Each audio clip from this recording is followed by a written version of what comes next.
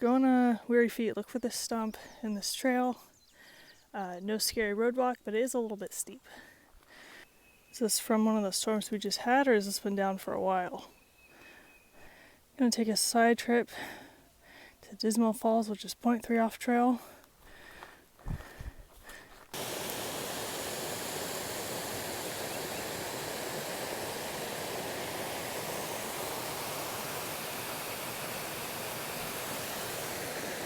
There's a pretty nice swimming hole here. Comments say this is about 5 feet deep, but it's still pretty early in the morning. Well, it's 11, which isn't super early, but it's a little chilly for me. Once you're up past the road, the trail's actually pretty nice. Not a lot of roots or rocks, and I don't want to say it's flat because we are going uphill, but it's not like climbing 1,000 feet and then going back down. But there is a big climb right after the shelter. I'm debating if I want to stop there or start heading up it because I do want to go to Woods Hole. This hill's a little bit steeper, but shouldn't be too bad to get to the top, and then over it should be smooth sailing to the shelter. They need a new sign here.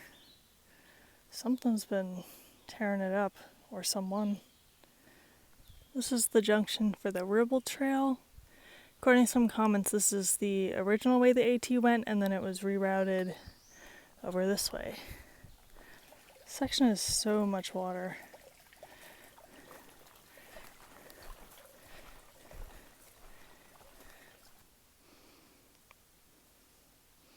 What's up? Oh, you have a friend?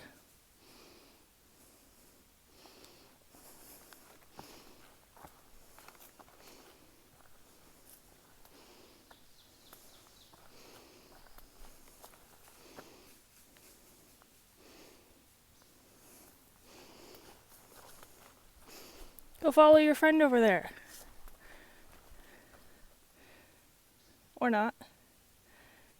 There's horse prints in the mud.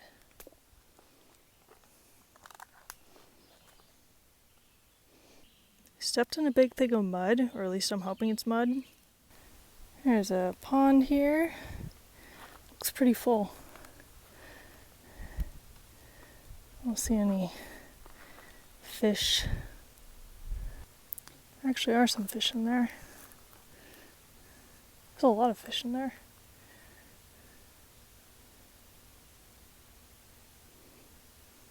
Apparently a lot of people walk out this way thinking it's the trail.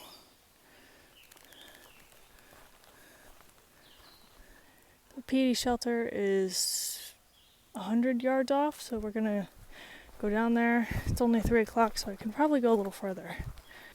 This is the Wapiti shelter. This is the outside of the shelter. There's a privy over there that looks fairly new. As I was coming up here, I heard a lot of people talking, and then there was a big crash, and then a bunch of Boy Scouts came running down this path at me because it's kind of a hill. And they were like, "You better run!" And I asked them if bees were coming, and they were like, "No!" But then they never said what was coming.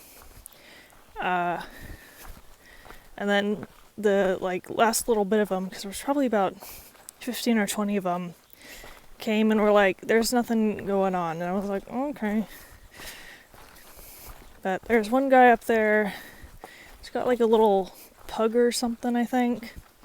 As far as I can tell, nothing up there was damaged, and there's no bees, so I don't know what they were doing. It's only 3:30, so I'm gonna keep going. I'm gonna climb up this 1,300 foot incline and then find a camp spot up there, because I don't want to go past Woods Hole, and it's only 7 or so miles away.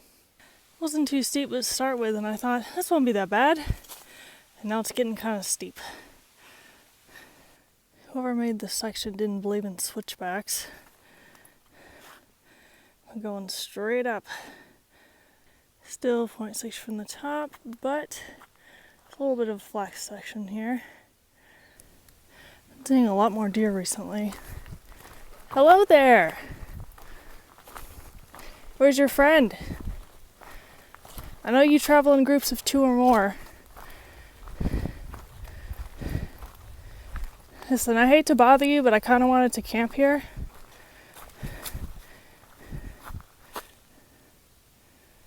It would be a pretty awesome view here if there were no leaves on the trees.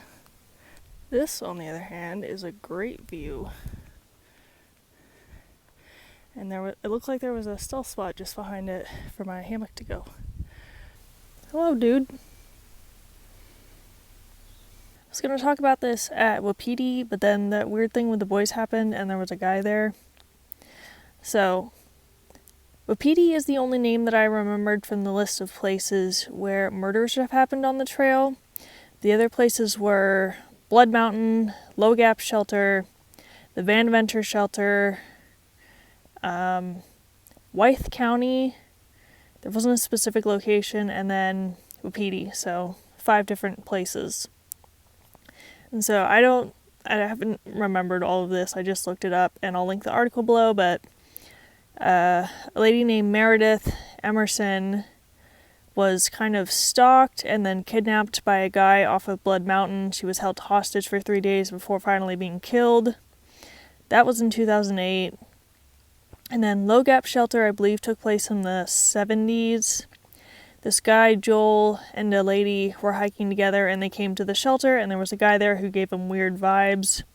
So they decided to pack up and leave early the next day, but when Joel went off by himself, the guy followed and killed him, held her hostage for several days before finally letting her go. And then the Van Venter Shelter, I don't remember the lady's name or when it happened. I believe it was a year after the Low Gap one. But she was eating dinner at the shelter, and this guy attacked her with a hatchet and killed her because apparently he liked her backpack. And then the one that happened in Wythe County is the most recent one that happened in 2019. Stronghold was, this story is actually a little bit longer, but there was a guy named James L. Jordan who was causing problems on the trail. He was threatening hikers. He had multiple police reports filed against him. But he hadn't actually attacked anyone, so I guess the police couldn't really do anything about it. And so on this day, a hiker named Stronghold, a lady, and 2 other hikers had camped, I believe, somewhere between the alpaca farm and bear garden. I haven't been able to find a specific location, but it wasn't at a shelter. And so Jordan showed up late at night, was threatening them, saying he was going to set their tents on fire. So the 2 hikers packed up and left, and then Stronghold and Jordan got in kind of a fight, at which point Jordan pulled out a machete and started stabbing him. The lady tried to run. Jordan caught up with her, stabbed her. She played dead and was able to get away eventually. And unfortunately, Stronghold, also known as Ronald Sanchez Jr., died. Wapiti Shelter, there were 2 hikers, Susan and Robert. They were just at the shelter chilling, and then I believe the guy's name was Ronald Lee Smith. He came up and just killed them. Luckily he was sloppy, so they were able to find a fingerprint and identify him. He went to jail for a while, but he got out on good behavior. And then didn't do anything for several years, but almost 30 years after he killed them, he went back to the same spot and tried to kill 2 more. I don't think they were hikers. I think they were up there fishing, but these 2 guys survived close-range gunshots and were able to drive 40 miles away to get help. Smith, on the other hand, crashed a car and then died from complications. There were a lot. I didn't realize how many were focused in the South, because after Pennsylvania there's only 1, and a couple of these are unsolved murders. All the ones I just quickly went through, they know who did it. They don't always know why they did it, but they did find the person. That's just kind of something I keep in mind. The odds of being killed are low, but they're still there. In other less morbid news, I did 10.6 miles today. Hoping to stay at Woods Hole tomorrow night, because that's supposed to be a unique experience. I like staying in the old houses. And there was a book at Weary Feet that was Platinum Blazing in 2019, and that was the overall winner. So definitely want to try and stay there. I also want to try and get to Angel's Rest. And then I don't really know the hostels after that, but I'm kind of liking hostel hopping, except for the money thing, you know. But I feel like I'm not experiencing the towns as much as I could. Like, I'm out here hiking and kind of interacting with people, but I feel like the interactions are way different when you're in a hostel. So, thank you for watching. Thank you for donating to my fundraiser.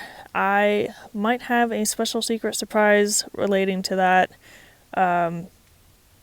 We'll see. Yeah, also, thank you for being patient with getting videos up. It's been kind of difficult. I'm hoping when I get to Pearisburg, I can upload all of the ones that I've got backlogged, because it's quite a few right now. So, thank you for watching, and I'll see you in the next one.